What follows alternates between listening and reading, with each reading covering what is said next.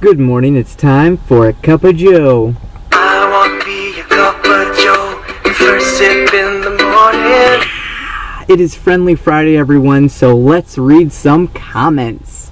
Sheila Biles says, it's not a good idea to punch a hole in the ID. I was talking about, Esben, what's your name? Esben, right? Maybe.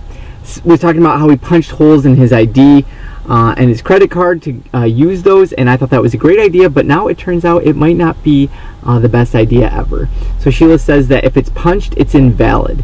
I worked at a bank and we were not supposed to accept any ID that had been punched, and Finding a Way says punching a hole in the card might make it invalid if you're trying to fly or renew your license or like get a passport or something like that. So maybe I won't be punching a hole in the ID after all. And Jack Dolan says, oh, this is when I was talking about how I really want a house with no doors on the inside, maybe like curtains or something like that. So Jack says, have you ever considered your children being introverts? If I were to grow up in an environment where you shared rooms, had no doors, had no place to be by yourself and reload, I know I would feel terrible due to the fact that introverts get drained by being around people and need me time to reload. Jack, that is a great point, and yes, I have considered it. Aaron and I have talked about that. Because the important thing is, see, Erin's an introvert as well, so she feels exactly the same. And she grew up in a house kind of like that because she didn't have a lock on her bedroom door, so there's always people kind of coming in and out. So I am not too worried about it because I know that Erin will let me know where that boundary is because she feels the same way. So I know that I don't have to kind of figure that out because she'll just say, hey, we need doors here, or we need more space here, or I need a place to go. Because to me, I was thinking about it, I'm like, what is, like, how should it be? Like, what would God's plan be? And I feel like we do, you're right, we need places to go to be alone. We need places to go to pray and to think and all that kind of stuff. And I think one of the main places for that is out in nature. However, of course, living here in Michigan, we don't really have that option all the year round now, do we? All right.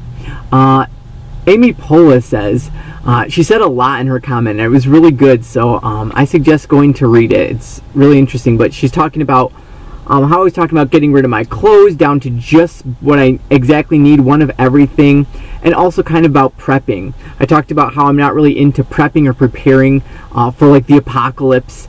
I just don't like to live in fear in that way. So Amy says, I find seeking a balance in a minimalistic approach is also wise. What can I own that I can share with others? Can I find people willing to do the same? Food storage is wise, but maybe we don't need every kitchen gadget out there. Emergency preparations are wise, even if they are not used often, but maybe we need to be purposeful about that too. I think you bring up a great point, Amy. And she also mentioned, like, people who look down on people, like someone who doesn't own a car looks down on people who owns cars, but then uses Uber, which means other people have to own cars in order for them to get around. So it's this idea that and this kind of goes along with me talking about living in community. If we want to live in community and share, people in the community have to have things to share. So we can't just kind of go along having nothing, because if everyone did that, then we'd all have nothing.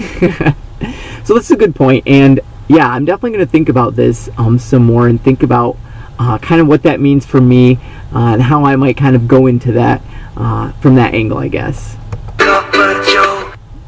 CMS Sultana says, well, don't feel like you can't contribute to a social group in the event of an apocalypse. Remember the traveling troubadours, jesters, and wise men of old who performed essential roles in the community by uplifting spirits and enlightening others they met on the road. Surely they were compensated and their physical needs were met. You're right. I am a trained actor. I have a degree. You know, I've always thought it would be really cool to be like just a traveling, I know I want to be a speaker, but even so, it'd be cool to be like a traveling like magician performer, like with a troupe. How cool would that be? So you're right. In an apocalypse, maybe I won't have a generator, maybe I won't have all the extra food and water, but I will buddy up with the people who do, and I will entertain them until the cows come home. All right. Family Minimalism says, I've recently gotten interested in prepping, and I'm trying to see how prepping and minimalism can coexist. With that in mind, I regret some of the things I've gotten rid of over the years of decluttering, like blankets, etc. I think my idea of minimalism is getting rid of the junk that absolutely doesn't matter, so that I have the room to store the things that will be important: food, water, household supplies, etc.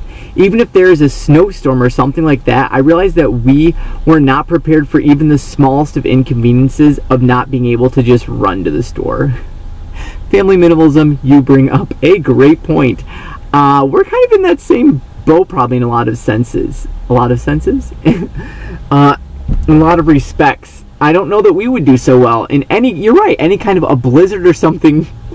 We don't have extra food. We don't have a generator. We don't have just like a million blankets or something. And it's hard because I feel like so many people have like 1,000 towels and 1,000 blankets, and then so you're like, okay, what exactly do we need? And you get down to just that. But then it's like, what if there was a snowstorm and I had a crowd of people or like cars stranded outside on the street and they were coming into my house? Like, I can't really help provide for them. So yeah, you guys are bringing up a great point. You're all gonna turn me away from minimalism, aren't you? That's your goal here. You want me to become a big prepper and have my basement all decked out and all that good stuff.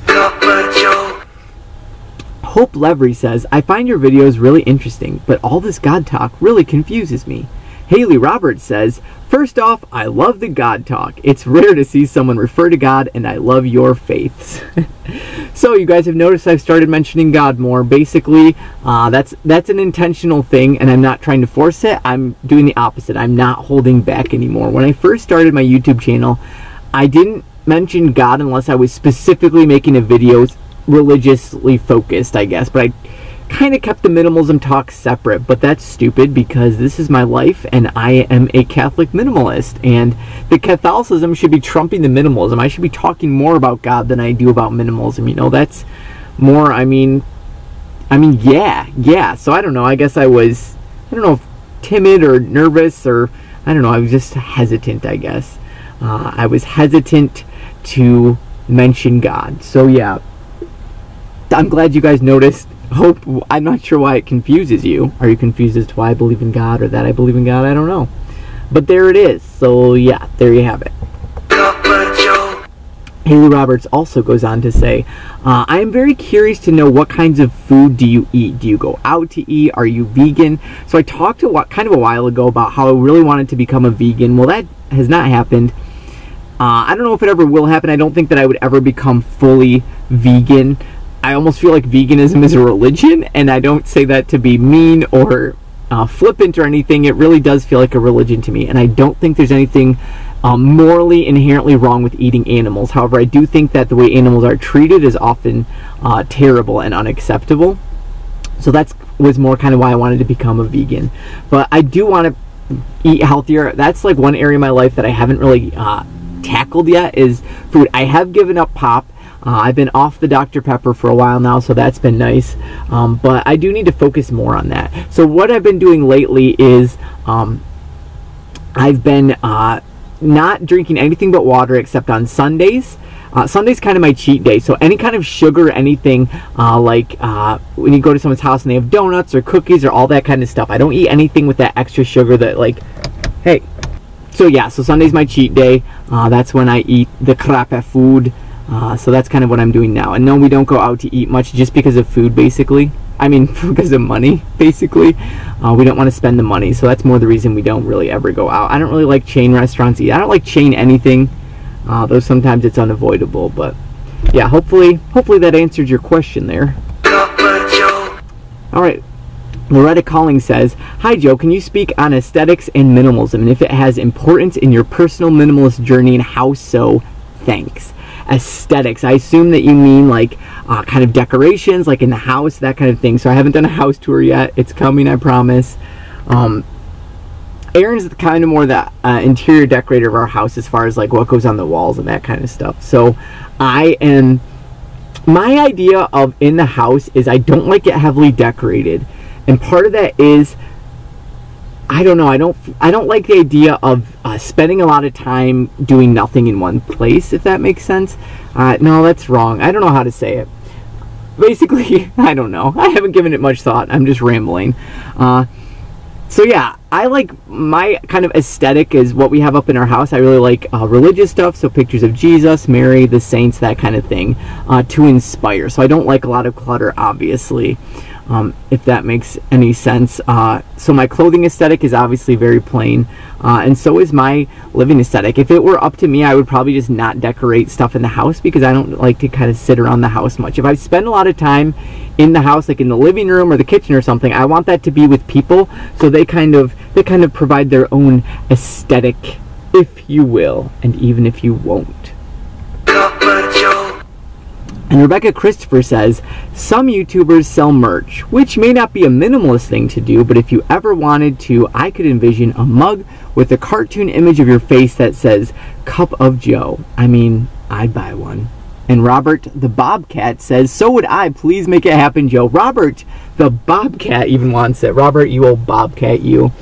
So this is really funny that you guys say this because my cousin Becca BK was just saying how she could make one, a cool Cup of Joe mug, maybe draw a little image of me in Sharpie and bake it or something like that. And then you guys said this, so I don't know, maybe we should make this happen. That would be kind of cool to have Cup of Joe mugs, I'm not gonna lie.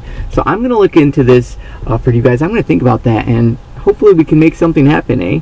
So until next friendly Friday, this has been your Cup of Joe. I want to be a cup of Joe. First sip in the morning, you get your golden ritual, and won't be sold from within. Love you, bye.